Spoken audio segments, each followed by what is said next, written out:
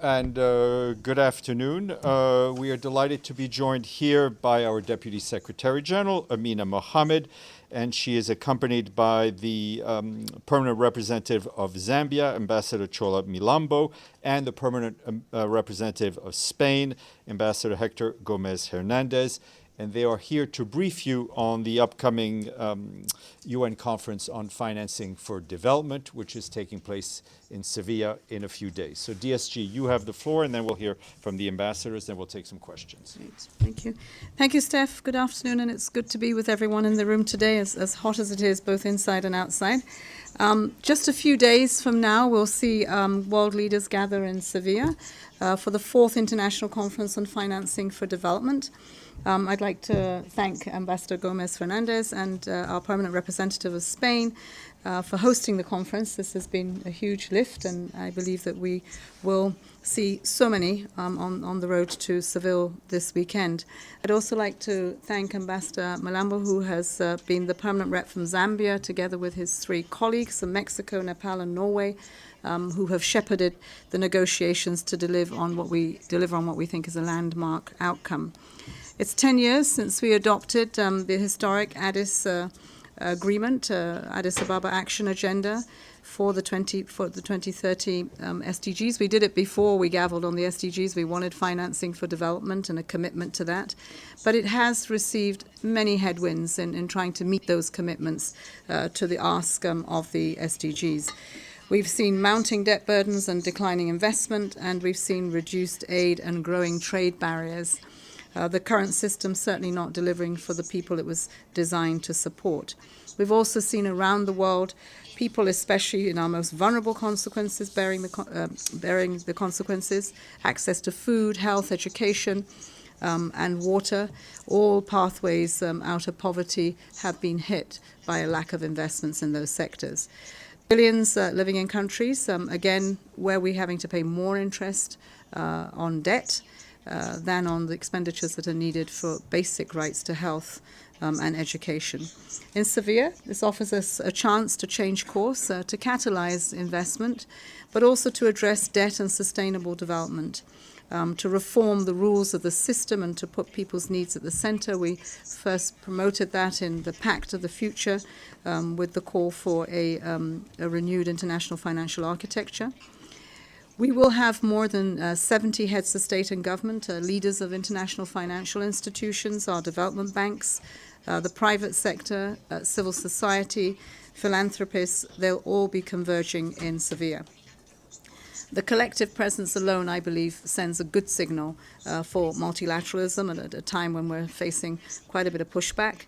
And the ambition, I believe, and the promise of Addis is still protected. And I think that was important. It was high ambition, billions to trillions. We didn't meet them, but in these days when we have so many challenges, that we keep the promise and ambition of Addis, I think, is a big plus. It does signal that international cooperation can hope to deliver some progress and solutions. In the Sevilla commitment, the political agreement to be adopted by heads of state and government next week is an important achievement. We didn't vote, we got to consensus, and I think that's really another signal that member states were able to pull that together, and it didn't look like that a few months ago. And it does provide a renewed effort for the global framework on finance for development. You'll see that we'll be addressing debt and we will be addressing how the international financial system can more effectively respond to challenges and crises. And first, I think when we say catalyze investments, that push to triple lending by multilateral development banks so that countries can do more development is a big plus. The goal that each of the countries reaching at least 15% of tax to GDP, again, important. This is backed by a commitment to double international support to countries to strengthen their tax systems. Domestic resources are needed to ensure we make the impact with people and the environment in consideration, and tax is important to that at that level. The second, in addressing debt, as I said, with the debt clauses for climate, I think important, again, in many crises that we will begin to see on the level of climate. What are those responses that we can have for our small island developing states and other vulnerable communities? the formation of a borrowers club to strengthen countries' voices in the debt architecture and minimize the cost of crisis on people's lives. It's not new, but it is now something that will happen, and we will follow through from Seville to ensure that is put in place. The third is reforming the system. Again, here, coming up with a global playbook for special drawing rights to get emergency funds where they are needed faster and fairer. It is a trigger response to when we have this crisis and we're not negotiating over time in an emergency situation, that you would have the ability to say where SDRs could go. So that playbook is an important instrument to allow us send SDRs out in time and at the level required. And then lastly, commitments to give developing countries a greater voice at the table in global economic and financial decision making. We're also hoping to lift this commitment for Sevilla through more than 120 solutions. The Sevilla Platform for Action, and I'm sure you will speak to that, is proof that we can do this, that we can bring different stakeholders together and put those actions out. I think it is a moment amongst the UN conferences that we will have, a chance to renew hope in a system that everyone is really, quite frankly, saying, what are we doing, what for? The geopolitical tensions have been high, but this is a gathering that I think on an important issue of where we can do something, that we are. It is demonstrating that global challenges can be addressed. We are trying to keep the promises of the SDGs, and we look forward to seeing everyone in Sevilla. Thank you very much. Before I go on, I failed to mention that we have our great interpreters here who are doing Spanish-English and English-Spanish, and I will now give the floor to the Permanent Representative of Spain. Please, sir. Thank you very much. I want to thank DSG, Amina Mohammed, and for your support in this process, and Chola, PR Zambia, for your support as well in this process. I'm going to speak Spanish on this press briefing. España nos sentimos muy honrados de acoger la cuarta conferencia en Sevilla, que se celebrará en los próximos días 30 de junio, entre el 30 de junio y el 3 de julio, en el Palacio de Congresos y Exposiciones de Sevilla Fibes.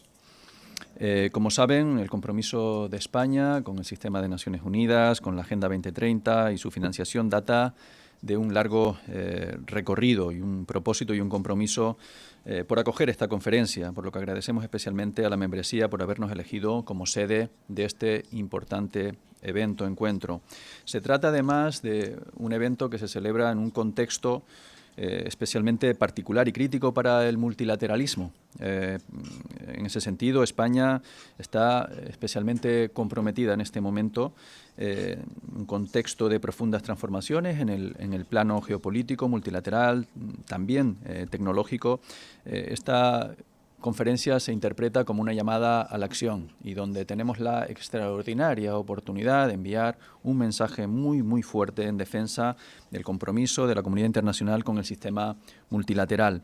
Es un momento en el que está fuertemente cuestionado. Debemos liderarlo los Estados miembros. Por lo tanto, la reciente aprobación por consenso del texto del documento final que se eleva a la conferencia de Sevilla, el compromiso de Sevilla, ha sido un mensaje muy potente para la comunidad internacional a favor del multilateralismo y la solidaridad global. También muestra de la importancia de esta cita internacional es el interés decidido en la participación al más alto nivel, con la confirmación de 70 jefes de Estado y de Gobierno que han confirmado su participación hasta la fecha. Contaremos además con una nutrida representación del sistema multilateral, de las instituciones financieras internacionales y bancos multilaterales de desarrollo, del sector privado, de la sociedad civil, el mundo académico y la filantropía. El compromiso de Sevilla será complementado por aportaciones de coaliciones voluntarias de actores gubernamentales privados. Y como bien comentaba la DSG, una plataforma serán canalizadas a través de la plataforma denominada Plataforma de Sevilla para la Acción, Sevilla Platform for Action. Esta plataforma, que estarán representados los distintos actores internacionales, tanto gubernamentales como no gubernamentales, en determinadas coaliciones, han presentado una serie de iniciativas de impacto para implementar el denominado compromiso de Sevilla con acciones concretas y específicas que nos permitirán llevar la agenda más allá. Por lo tanto, el objetivo es muy ambicioso en esta plataforma. El programa de la conferencia incluirá además una sesión inaugural, debate general en plenario y la celebración de 6 mesas redondas temáticas, la celebración de un foro de negocios que discurrirá en paralelo, la celebración de más de 370 eventos paralelos y varios eventos, todos ellos con una fuerte presencia de España, de nuestro país. Uno de estos eventos más destacados será precisamente la presentación de la plataforma de Sevilla. Para ir finalizando, a la conferencia acudirán no solamente el presidente del Gobierno de España, Pedro Sánchez, sino diversos miembros del Gobierno y numerosos representantes del sector privado y de la sociedad civil española. Altamente comprometidos con la celebración de esta conferencia, el presidente del Gobierno estará en la conferencia del día 30 al día 3 de julio y en su calidad de presidente de la conferencia. Están previstas 2 cenas, una para los jefes de Estado y de Gobierno, una de ellas ofrecida por Su Majestad el Rey y otra por el presidente del Gobierno de España. En cuanto a contenido, será el embajador de Zambia, el representante permanente de Zambia, mi buen amigo Chola, el que va a profundizar más en estos aspectos, en estos detalles, pero quiero manifestar la satisfacción de España por el texto propuesto y que se adoptará definitivamente el próximo lunes en el marco de la conferencia. Solamente destacar en cuanto a contenido la mejora sustantiva del enfoque en materia de género, de la cooperación internacional, 2 aspectos para nuestro país, para España, muy importantes. Y en este sentido, en materia de cooperación, España es uno de los pocos países que se ha comprometido legalmente con el objetivo del 0,7% destinado a ayuda al desarrollo y que incrementa la ayuda al desarrollo en un contexto de recortes para algunos de los principales donantes. Finalmente, permítame felicitar a los 4 cofacilitadores, a Zambia, Noruega, México y Nepal, así como a Portugal y Burundi como co-chairs del proceso, al secretariado, desde luego, como comentaba al principio, el inicio de mi intervención, a la vicesecretaria general Amina Mohammed por su apoyo y su dirección, al USG, Lee Jung-hua, con quien España ha mantenido una excelente colaboración y preparación de la conferencia. Muchísimas gracias. Thank you, Ambassador. I'd like to give the floor to Ambassador Milambo of Zambia. Sir. Thank you very much, and good afternoon to you all, and good morning, good evening, wherever you're coming from. It's such a pleasure to be here, DSG, my dear friend Hector, distinguished colleagues and the press. It is a pleasure to talk to you about Compromiso de Sevilla, the outcome document of the Seville conference that was agreed by member states on 17th June, and will be adopted in Sevilla next week. I'm doing so on behalf of the 4 co-facilitators of these negotiations, namely Mexico, Nepal, Norway, and Zambia. The outcome document is the result of a year-long process of negotiations, negotiations by the UN member states, with extensive engagement and dialogue with a wide range of stakeholders, the private sector, civil society, academics, and others. It reflects their collective aspirations and priorities, and it reflects the difficult process of coming up to a broad consensus on a very challenging topic, and that is development financing, where commitments have real budgetary implications. Given the difficult geopolitical circumstances, the fact that we have achieved this outcome sends a real message of hope to the world, that we can tackle the financing challenges that stand in the way of the SDGs, and that multilateralism can still work. Over the last several months, the Sevilla conference has come to be seen as a test for multilateralism itself, a test whether we, as an international community, can still have the capacity to solve global challenges together, collectively, and in a spirit of solidarity. We as co-facilitators believe that the international community has passed this test. We believe that Compromiso de Sevilla, or the Seville commitment, will provide a real boost to the SDGs and to multilateralism. The agreed outcomes set out a renewed global financial development framework that responds to the difficult moment that the world is in right now. It also recognizes the $4 trillion SDG financing gap. To respond to these challenges, the Sevilla Commitment launches an ambitious package of reforms and actions to close this financing gap with urgency and catalyze sustainable development investment at scale. It commits to continued reform of the international financial architecture, enhancing its resilience, coherence, and effectiveness in responding to present and future challenges. We see three major areas of progress in the Sevilla Commitment. First, catalyzing investment at scale through tripling MDB lending, doubling support to countries to achieve at least 15% GDP ratios, and leveraging private sector investment, dynamism, and innovation for decent jobs for all. Second, we see a strong package to address the debt and sustainable development crisis through greater transparency, a global debt registry, and amplifying the voice of debtor countries in the global debt architecture through a borrowers platform. The third, there are commitments towards the reforms of the international financial architecture to make it both inclusive and more effective.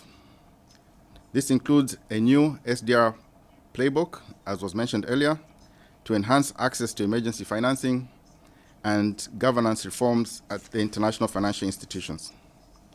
Now the heavy lifting begins as we transition to the next phase, and arguably the most critical, which is implementation. This will require multilateral cooperation. The challenges we face are too significant for any state to resolve alone. I'm very encouraged by the flexibility and commitment demonstrated by the United Nations member states approving the Sevilla Commitment by consensus. I'm so delighted to learn about the many initiatives in the Sevilla Platform of Action that have been highlighted that would take forward specific actions in the document. To advance sustainable development, we must work together through a coordinated effort involving governments, financial institutions, and the private sector. First, governments have a very critical role to play. They must implement policies that create a conducive environment for investment, improve debt management, and develop national strategies focused on sustainable financing. Second, the multilateral development banks need to increase their support, including to national development banks, promote innovative, risk-informed approaches, and build capacity in developing countries. Finally, the private sector must prioritize sustainable investment in developing countries by channeling capital into key sectors such as infrastructure, energy, transport, and other sectors to foster inclusive growth, creating jobs, and achieving long-term development goals. Ladies and gentlemen, together, through these collective actions, we can mobilize the necessary resources, foster innovation, and ensure that all sectors work in harmony to realize the sustainable development goals and create a more equitable and resilient future. All countries and stakeholders will be invited to join these initiatives to ensure that the Sevilla Commitment remains not just a piece of paper, but becomes a real turning point for SDGs and for our global goals, and to impact the billions of lives out there. Thank you very much. We'll now take your questions, Valeria. Thank you, Steph. Thank you so much for this press conference. My question goes to the Deputy Secretary General. Thank you so much for being here with us on behalf of ANCA. So what do you think is the feasible goal in the near future? What world leaders can realistically do, like in the near future, to advance this solution to financing challenges threatening the achievement of the sustainable development? Thank you. Sorry. Do you want me to? Please, Right, great, thank you. Yes, that's no pressure for that. This is an agenda that world leaders can do something about. Everything else that we hear about today on peace and security, on the humanitarian, is difficult and complex and requires more dialogue, more negotiation. But on this one, they do have the tools and the political clout to make it happen. And I think what you see in the consensus is where that can happen on debt. And so more immediately to see those that are constrained by it at the table, and as we would say in Africa, your head is not being shaved without you in the room.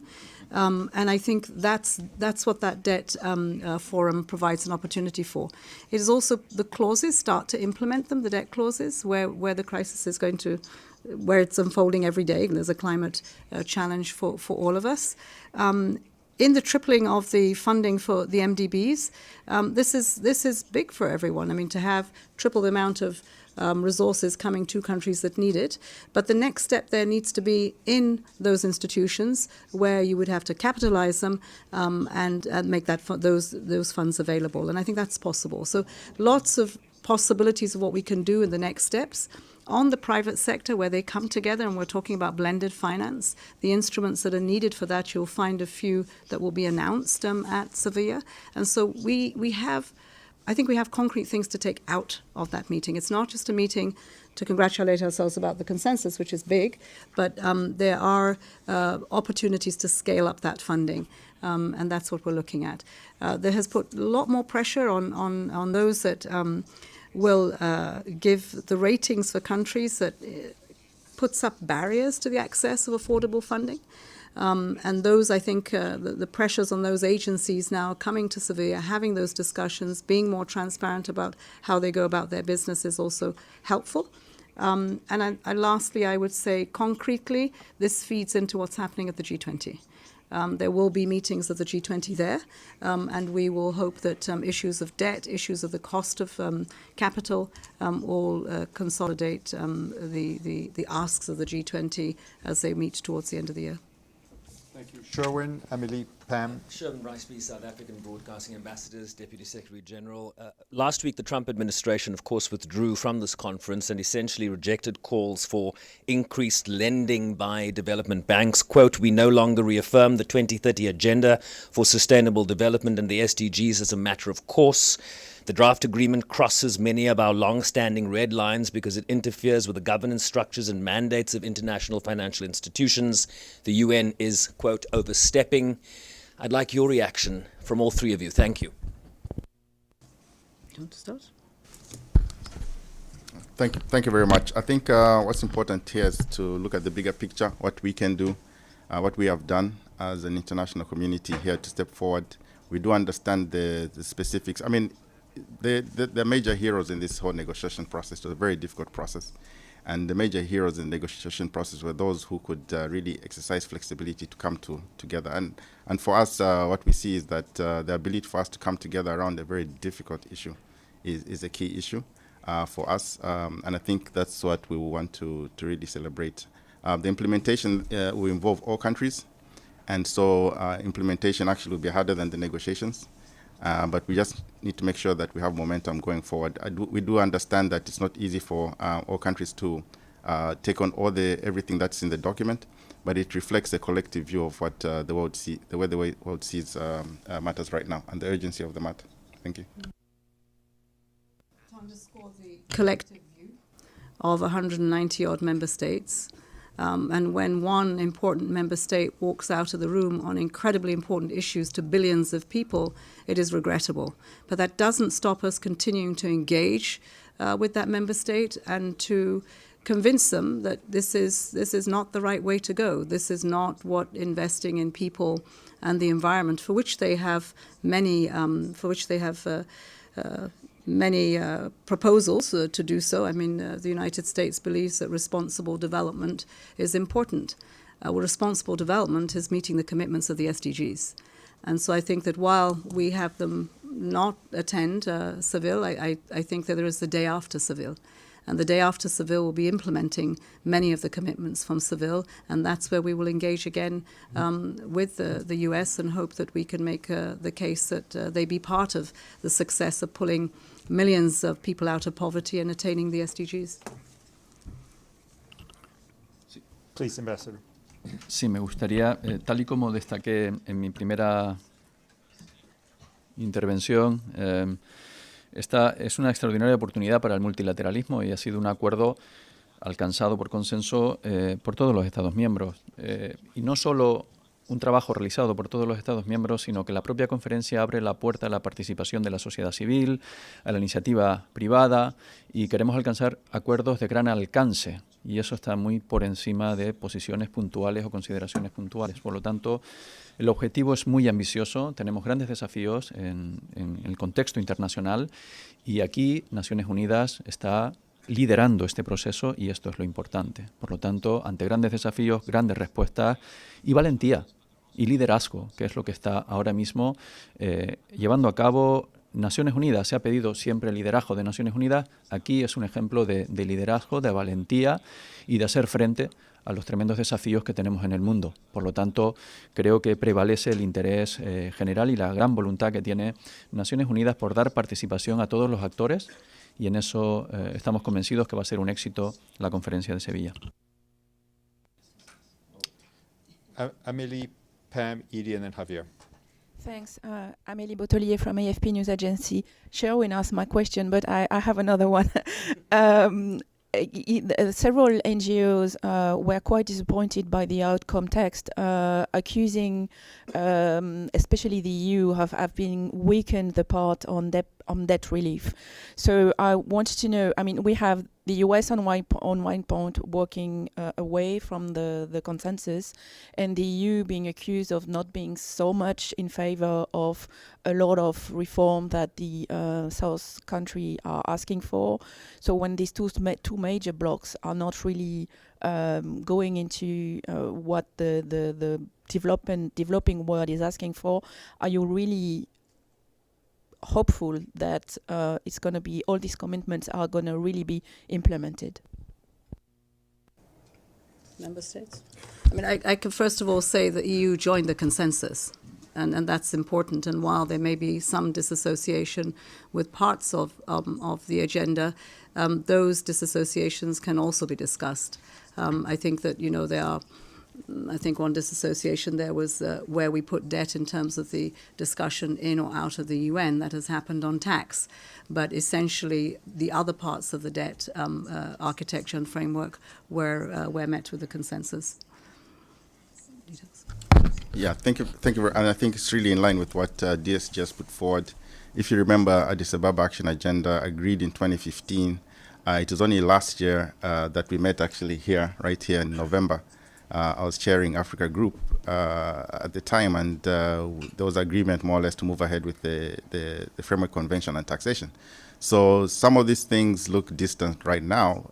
We have to understand this is a long-term document, and that in circumstances change. So we're very hopeful about the implementation of most of the commitments in the document. It comes down to what the DSG put forward. It starts with having strong political will. Once we have strong political will, then we can put forward the tools that we have at our disposal. But it's really important that we not lose sight of the environment that we're in. We do understand that the viewpoints of civil society, but when you juxtapose that against the situation that we're in, this is really a great outcome that we managed to achieve. Thank you. Pam? Thank you, Steph. It's Pamela Falk from U.S. News and World Report. My question is for the DSG. A lo mejor el embajador pudiera contestar también.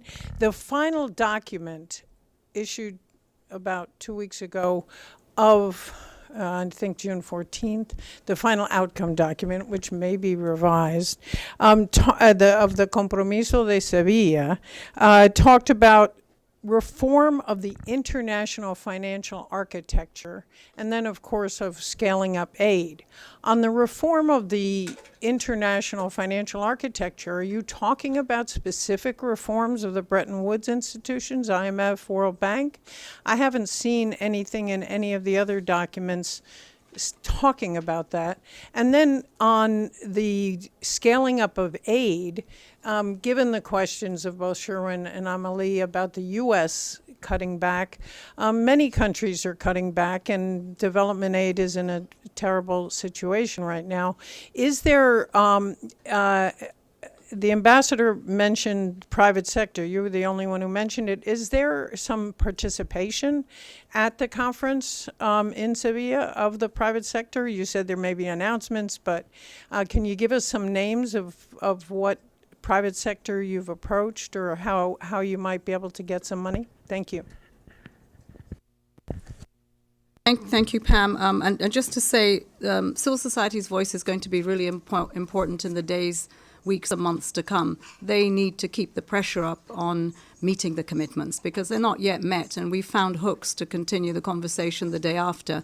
But that voice is very, very important to continue going, so we're very happy that we will see them in Sevilla.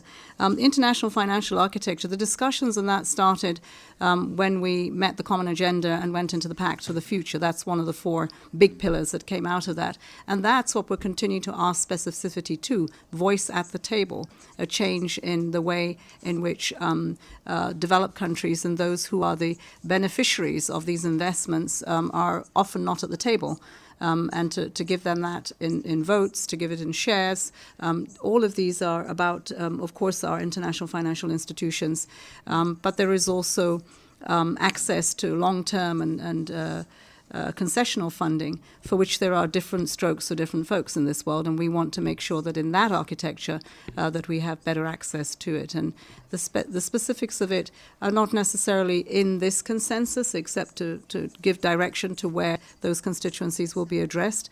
But there are a lot more specifics in the discussions that are happening in the G20, that happened in the G7, and that continue to happen in the UN as we look at different aspects of it. In scaling up aid, I mean, this is a big question. We almost feel like we are nailing the coffin of ODA, but that handshake has not been met.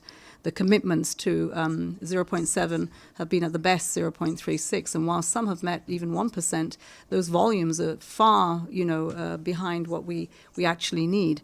And you will hear conversations and initiatives being taken. OECD DAC have a roadmap that will speak to this, but there are proposals for different fora to come together to discuss what happens to, I think, to protect this important commitment of 0.7, but perhaps there's a different narrative for it today. We need to see, when someone says to me a Nigerian overseas development assistance, it's awful. It makes me think of 1960 before I got independence. What I want today is investing in sustainable development. There is a new framework for that. It is about our economies, the inclusiveness of it, for domestic resources to be such that they can pay for basic rights of health and education. That needs investments, and those investments, I think, are due from the international community when we think about what there has been a lack of in terms of a response to the needs of, over half the population in the world. So I think the ODA discussion is going to take a turn for something that is far more constructive and perhaps meaningful to a wider and broader set of donors. But it needs to be met with the credibility and a handshake that delivers. So far, it's been pretty weak. Yeah. Oh, sorry. Let me just come through on the 2 issues. Firstly, on the reform of the international financial architecture, what you'll find in the document is indeed talks to the issue of having a more inclusive architecture and more effective architecture. And components in there, it also recognizes the Pact of the Future, so basically building from last year's agreement in September around the reform. And then at the same time, more importantly, it recognizes ongoing processes at the international financial institutions. The reforms have been taking place in these institutions. I think we need to acknowledge that. This document provides at least some momentum and provides political support around that. At the World Bank already, there's the evolution roadmap that is in implementation. On the IMF side, including the shareholding review on the World Bank side. At the IMF side, they're heading towards, of course, a quarter review. And the other components, for instance, the surcharges, they've done a review of the surcharges, lowering the cost for borrowing. And also they've introduced a hybrid capital framework, which allows the use of SDRs by other multilateral institutions. So there's a process ongoing. This actually acknowledges that and seeks to add some momentum to that. Also governance reform, I think very important, like the DSG put forward, to add more voice to in these institutions.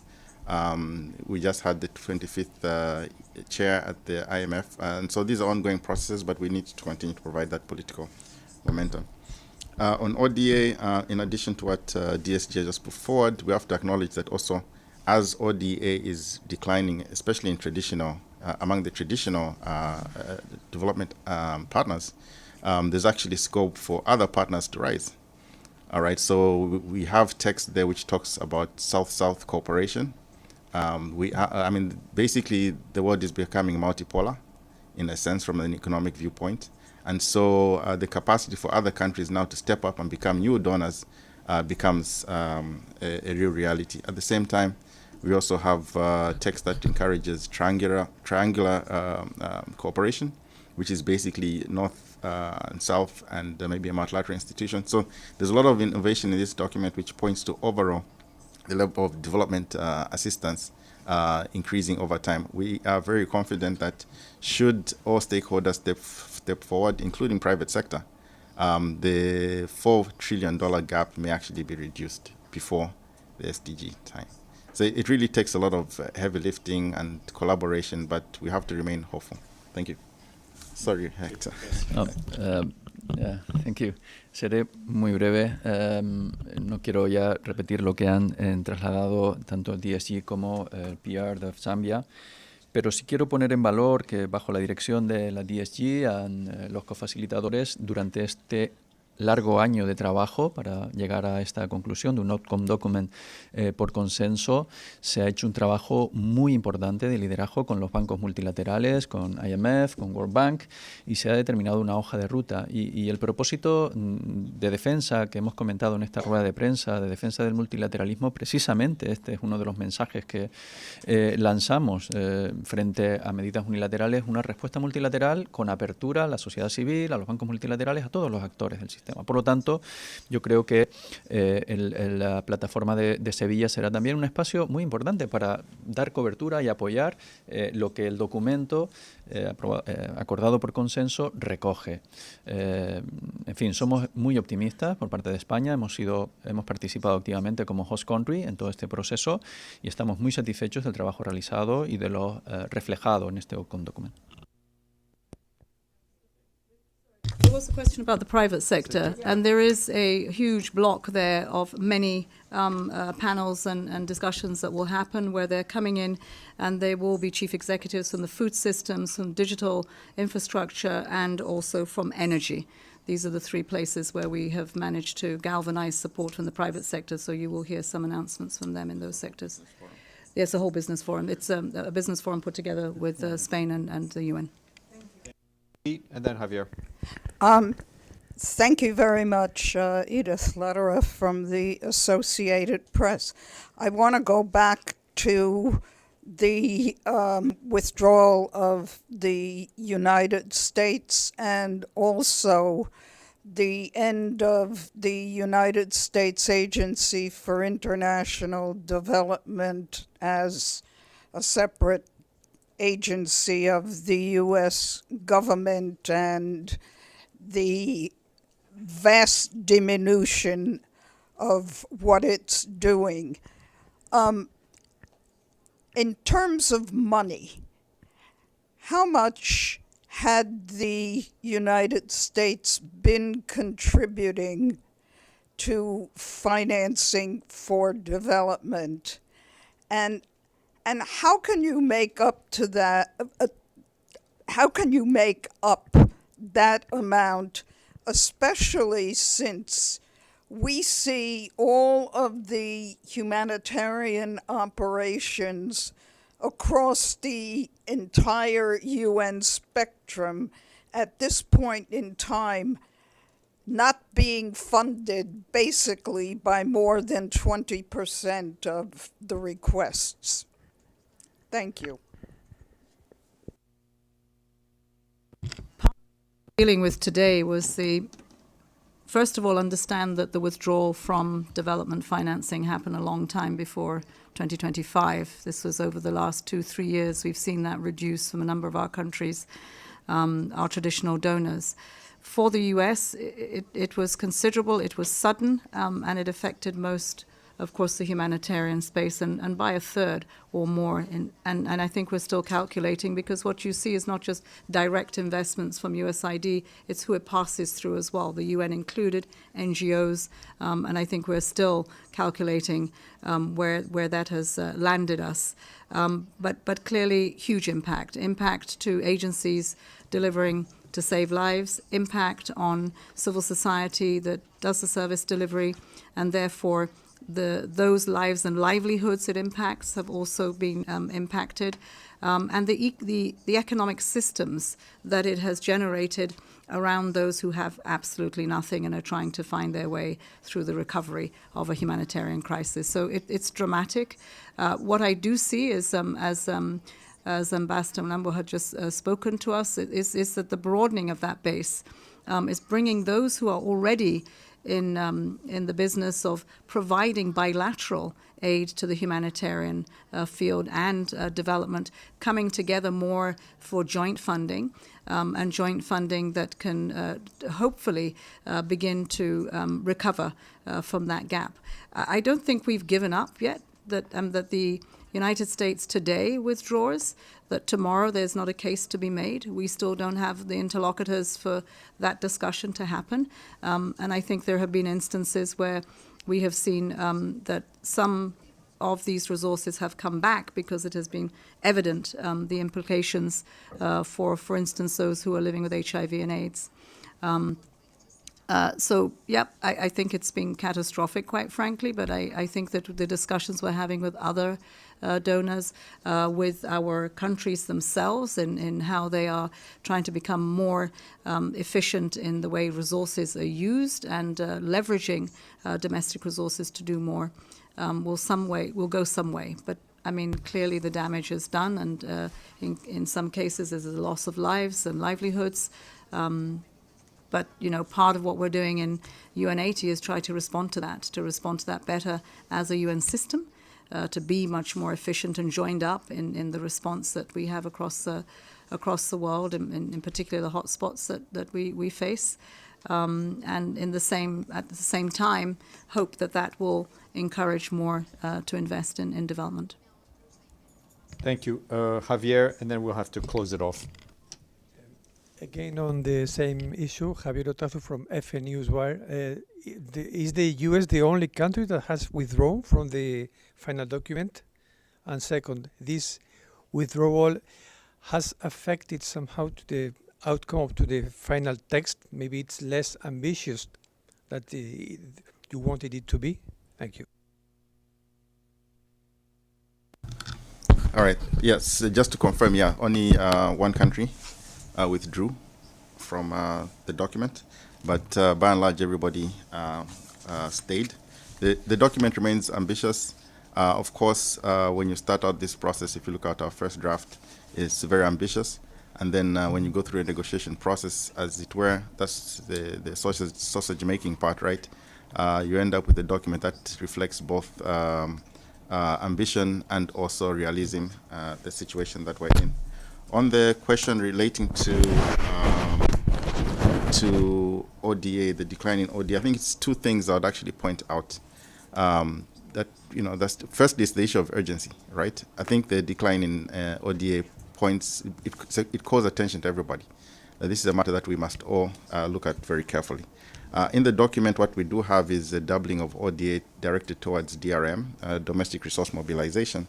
So that creates a momentum around that space, that we need to actually create more space for more resources. The second one is the issue of impact. And if you look at the document, actually the title around international development cooperation has been changed to add the issue of development effectiveness. That it's not just about how much ODA is there, but it's also how the ODA is applied. And so the issue of development effectiveness and the standards and the principles that come with them become more important, basically to use less, do more with less, to use the limited resources with much more efficiency. I think those two components really stick out. Thank you. Mm-hmm. Can I just add that on the domestic resource mobilization, and this is a tax, that we may say, well, you know, what about the commitments of the international community? But there were, in that case, the agreeing 5% for building the capacity of systems that would support domestic resource mobilization. This is important because we've never had sufficient resources that go into that. It's not attractive to support the capacity building of systems and government. They're not tangible. You cannot see or feel them until years later. This is an important part of, I think, efforts to ensure that governance and transparency and the skill sets that are needed for taking care of the DRM is really important. This has not happened before, and to go to 5% will mean that we will see resources come into governments to support them. DSG, thank you. Thank you to our two ambassadors. We look forward to the conference, and thank you to our interpreters. Thank you.